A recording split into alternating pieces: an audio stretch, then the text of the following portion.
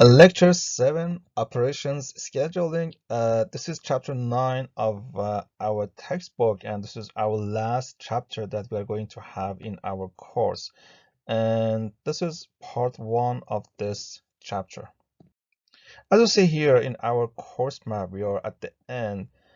Chapter 9, Operations Scheduling, is the last chapter that we are going to cover in this course. As for agenda in this chapter, at first we'll review the scheduling problems in operations, and then we'll see what are the common assumptions and notations among the scheduling problems, and then we will have more details about the four methods in scheduling, which are the simple ones, and I can say the basic methods that we have in scheduling. These four are first come, first served, shortest processing time, earliest due date, and critical ratio. And at the end, we'll have a special problem in operations, which is called assembly line balancing. In order to understand what the scheduling problem is, let's assume a very simple example here. Here we assume that we have an automotive repair shop, and the jobs for repair arrive the shop all in once at the beginning of the day, or they can arrive in random fashion throughout the day. So different jobs may require different equipment and operators, and now the shop needs to obtain a sequence on doing the jobs in order to schedule them and then let the customers know when their vehicle will be ready for pickup, and also to optimize the usage of resources like equipment and workers. So this is a very simple example of operations scheduling problem. As you see here in this figure, we have three different jobs, blue ones, red ones, and yellow ones.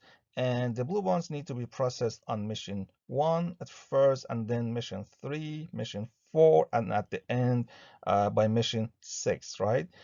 But the red ones need to be processed on mission 2, 5, 6, 7, and at the end on mission 8. So as you see here, different jobs have different requirements, different sequence of tasks to be done on different machines.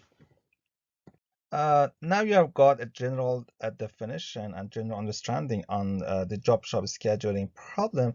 And so now let's see what is the position of the scheduling problems in the hierarchy of production decisions.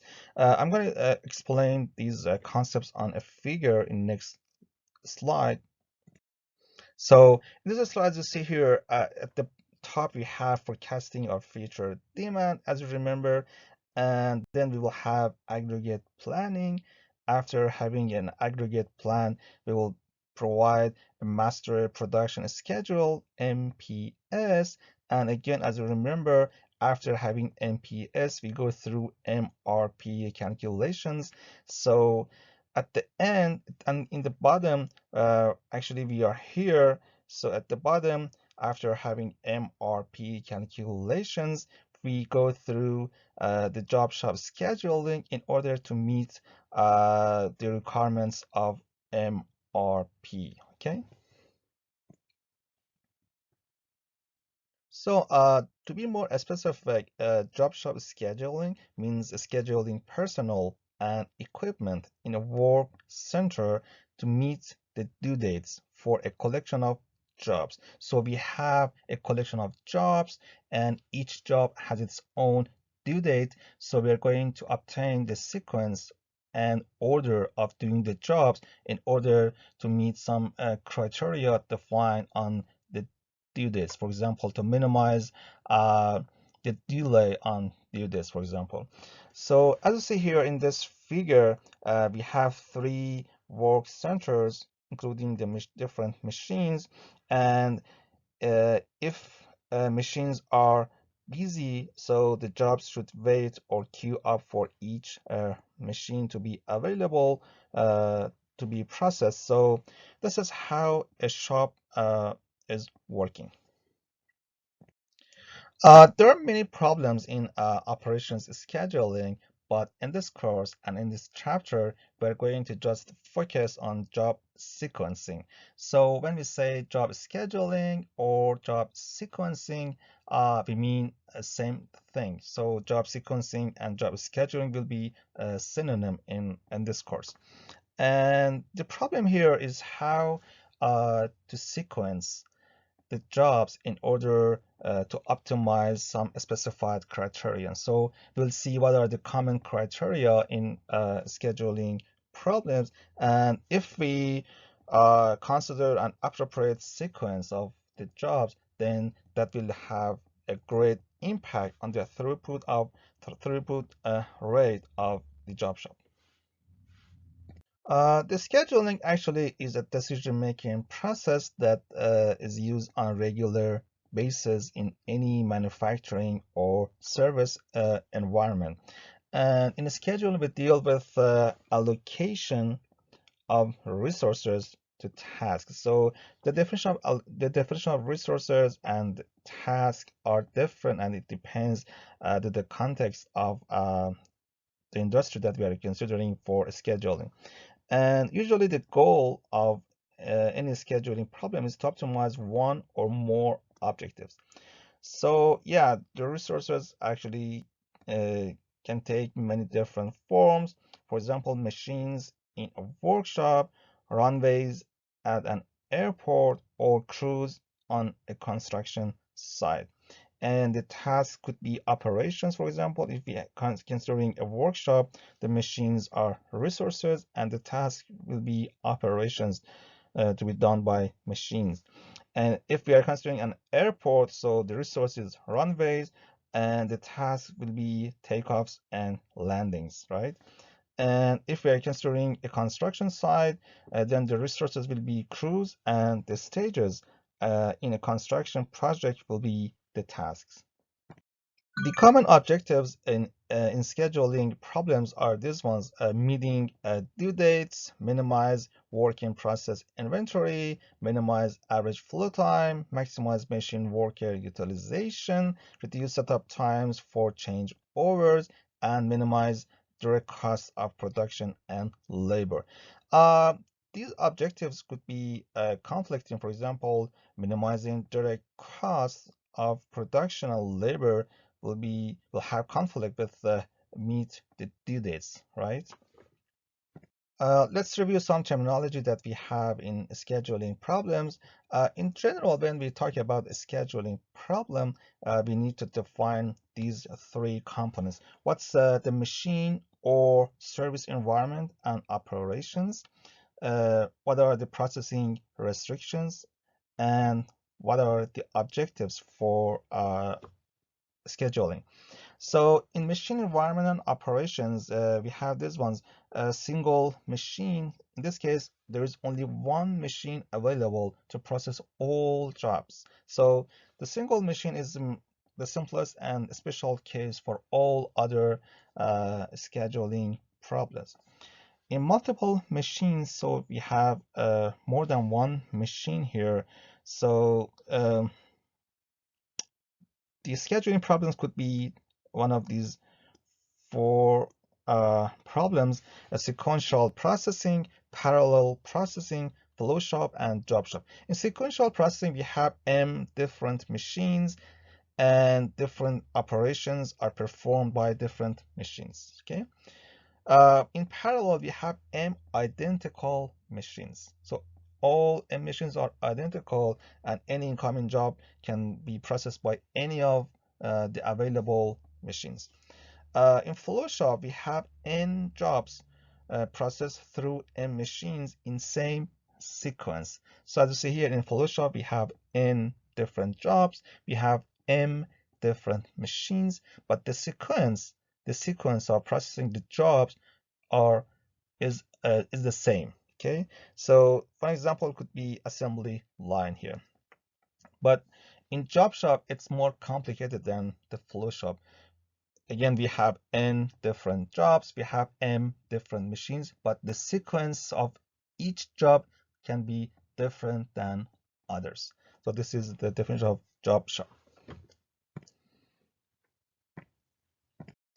For processing restrictions, if we have one or more jobs that should be completed before starting a specific job, so we have to define those as precedence constraints. And the release date is the earliest time that job I can be started. For performance measures or objectives, the flow time is the total time that job I spends in our system to be completed. And then if we have n jobs, then we take an average over the n jobs for the flow time. So that will be the mean time. And usually in a scheduling problem, we minimize the mean flow time. The make span will be the flow time of the last completed job. For tardiness and lateness, the lateness actually is the difference between completion time and due date. So this difference between completion time and due date could be positive or negative. If it's positive, we call it as tardiness. So tardiness is the positive part of difference between completion time and due dates, and it deals with the delays. Okay. So these are the common assumptions in the most simplest scheduling problems. We are assuming here that all data are known in advance. So all data are certain. There's no uncertainty here. Each job is processed by one machine at a time, and the processing order of each job is fixed. So, and each machine processes one job at a time. There is no preemption assumption. This means once a job is started, it will continue to the end without any interruption. And the processing times are schedule independent. This means the sequence of the jobs has no impact on the processing time. Okay, and all jobs and machines are available at time 0. Let's see how complex is a scheduling problem. A scheduling problem is actually obtaining the sequence of doing the jobs, right?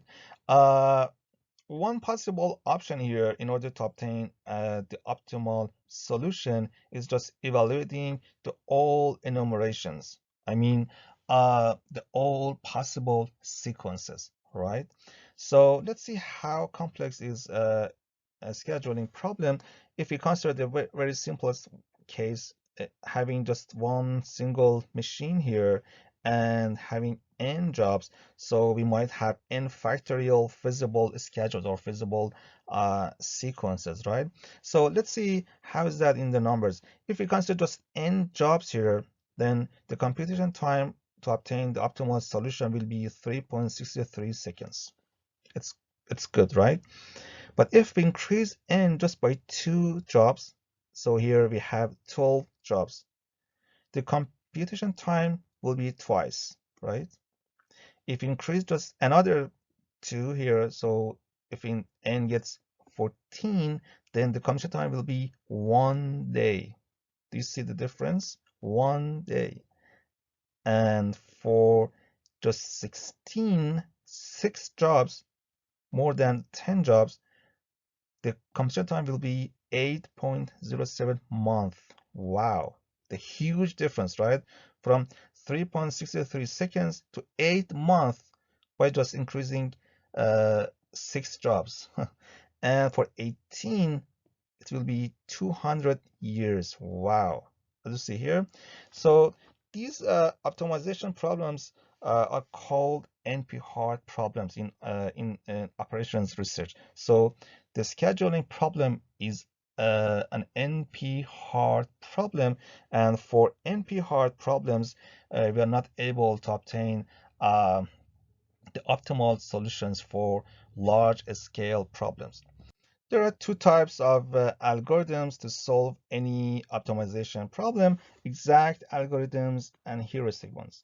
The exact algorithms will obtain the optimal solution of the problem. For example, linear programming, integer programming, dynamic programming, all these models will obtain the optimal solution.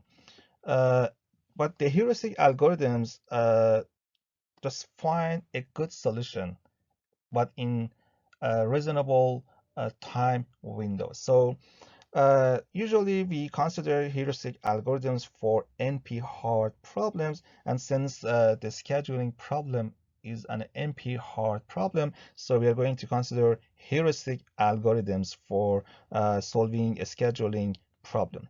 So that was the first part of chapter 9. In part 2, we will have some heuristic algorithms to solve the simple version of scheduling problems. Thank you.